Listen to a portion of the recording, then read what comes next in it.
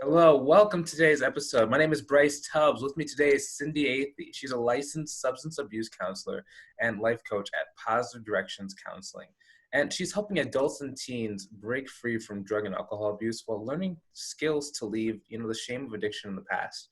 I'm super excited to be able to share her story with you today and can't really wait to see where this, story unfolds. So thank you so much, Cindy. Oh, thank you for having me. And, for those watching, if you're watching this from any location that is outside of our free community, I just want to personally invite you to come and join us inside. Inside, we're basically having great conversations, and it's a mastermind where people support each other every day. So if that's what you've been missing in your life, especially in these times we're in right now, come and join us by clicking the link either above or below the video. Now, Cindy, what was life like before you got into counseling and coaching? And really, what was the catalyst that brought you into the field? It was that I started my career as a parole and probation officer 25 years ago and stayed with that for about 8 years. And what I found was it kind of evolved to addiction work, because what I found was that sending people to prison wasn't fixing the problem. They'd come back out of prison, get back on my caseload, and it was like, and then the cycle would start again. So I left there and started case management. And then it just kind of evolved because it was the same group of people, maybe not the same group of people, but the same family problems, kept going, that I was like, addiction and substance abuse seemed to be like part of the problem. So I became an addictions counselor and worked for different agencies, a methadone clinic, community mental health, and it evolved kind of to a private practice. So I understand that, what problem are people generally trying to solve when they come work for you? And what are some possible reasons why, where the problems start? The problems typically start with things that are going on at home. So it's the families. So it's either being raised in a dysfunctional family where then I'm getting in dysfunctional relationships, and then alcohol and drugs are just the ineffective coping skill. Mm-hmm. So I help people learn healthy coping skills, and I meet people where they're at. So we come up with like a strategy that works for them, because not everything will work for everyone, right? Like a lot of people are turned off by the 12-step programs, but which is fine, but they need to figure out a different alternative to be able to stay clean and sober. Yeah. Mm-hmm. Let me ask you this question. So, what is generally, because since it's so individualized, is there generally like a first step that the majority of people should start taking? If maybe they're not seeing you right now, what is the first step they can start doing? Maybe being more aware, maybe?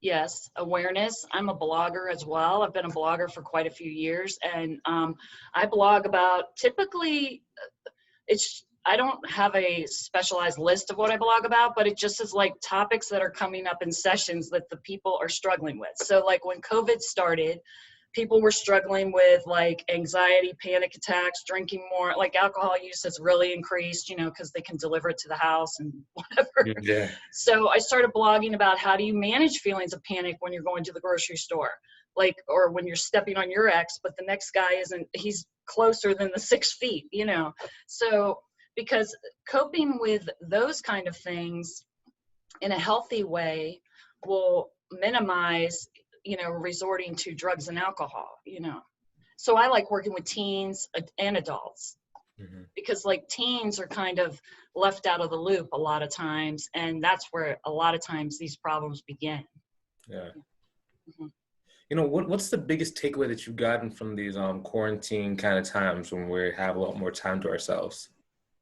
Well, it's a great time for self-improvement. It's a great time to be mindful and sit in the moment and figure out, like, if you're not in a healthy relationship, or if you're not setting healthy boundaries, how can I do that? And then you can research, Google it and research and read about how to do that in a healthy way, because, and it's about getting reconnected with things that you love to do by yourself and being okay with being alone. Like a lot of people don't like being alone, so they abuse substances because, hey, I can get around other people that are doing it, or, mm-hmm.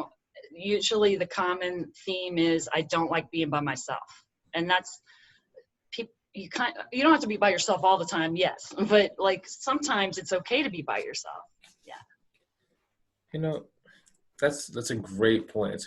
What are some things that people can maybe do to start being more comfortable with themselves? And maybe just maybe spend 5 minutes and then try and build it up over time. Mm-hmm. Yes, like, I mean, even spending 5 minutes and sitting in, well, I'm in a recliner, but sit back, shut your eyes, and just like, I do this every morning, as a matter of fact. What am I grateful for? I'm grateful I have a roof over my head. I'm in Clearwater, Florida. It's really hot out right now. I'm grateful I have central air, like just little basic things that I'm grateful that I'm working, because not everybody has that. And that'll start the day on a positive spin, Yeah, struggles and stress come up, but as it comes up, if you're implementing these strategies, because I meditate a lot as well, a couple times a day, but I did notice with meditation, I've been doing it a couple years. I recommend to clients, check out the free apps. That's where I started from, was Calm. I kept not being able to fall asleep. My mind would keep going on what's this problem? What do I do about this? And I couldn't fall asleep. So Calm had these sleep stories on there, and I never finished the story. I'd always fall asleep before then. So it obviously, when they're telling these descriptive stories, it's like being a little kid when someone's reading to you. You shut your eyes, you just picture it, and you're not, the brain can only focus on one thing at a time, even though we like to be called multitaskers, we're not. But if I'm focusing on the story and, picturing in my mind, I'm not thinking about, oh my gosh, what am I going to do? Now I'm laid off or whatever, Mm-hmm. Mm-hmm. Yeah. That's a great point. That's been helpful to a lot of people. Yeah. Yeah. Let me ask you this question. So, just thinking about time after, this pandemic, after the quarantine, what's the vision for you for as far down the road you like to think or talk about? Oh, I'm going to continue on. My vision has always been helping people that are hurting.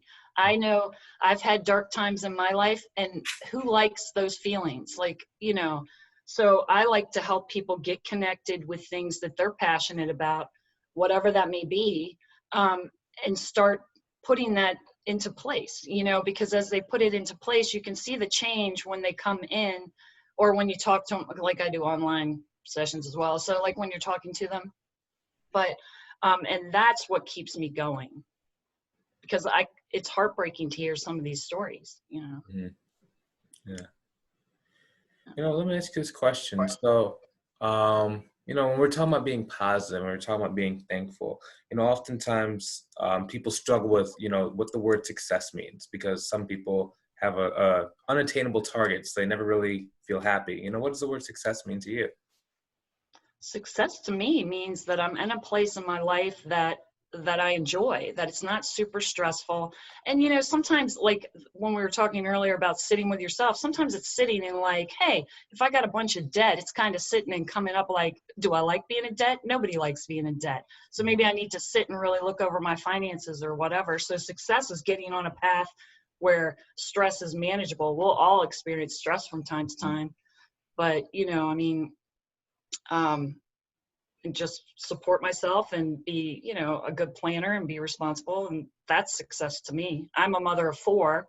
So 3 are in their 20s, and then I have a 13-year-old. So success to me is being able to like also be a support that they can come to if they're struggling with things, or at least I can, obviously I can't be a counselor for them, but I can, encourage them like, hey, why don't you try this instead? The name of the company came from because I had taken my life from a dark spot and moved it in a positive direction. That's where that came from. And I would like to help other people do that as well. Where can people go to either learn more about you? Where can they go to connect with you further? Well, I have a website that I created on WordPress because I like to blog. And so I couldn't come up, positivedirectionscounseling.com seemed too long. So it's cindythecounselor.com. Okay, nice. Yes. But I have a YouTube channel. I'm not really very active on it. I need to do more videos about like teaching people quick little skills to kind of turn mindsets around and things like that. Yeah. Nice. Yeah. That's really great. Thanks so much for coming on the show today. I really appreciate your time and really Thank you for having me. Yeah, you're welcome. It's always great to be able to talk to people I'm connected to. So, and for those watching, we thoroughly hope that you found some value in this, conversation. Now, once again, if you haven't been connected to a community of people who are like-minded and who want to support you on whatever your mission is and whatever your goals are in life, I recommend you go and check out our free community. I'm going to put some links either above or below the video. Now, hopefully you enjoyed watching this as much as we enjoyed creating it. Feel free to hit the share button so other people can get some great value as well. Have a great day. We'll talk to you soon. We'll see you in the next video. We're done recording in 3 and 2 and 1.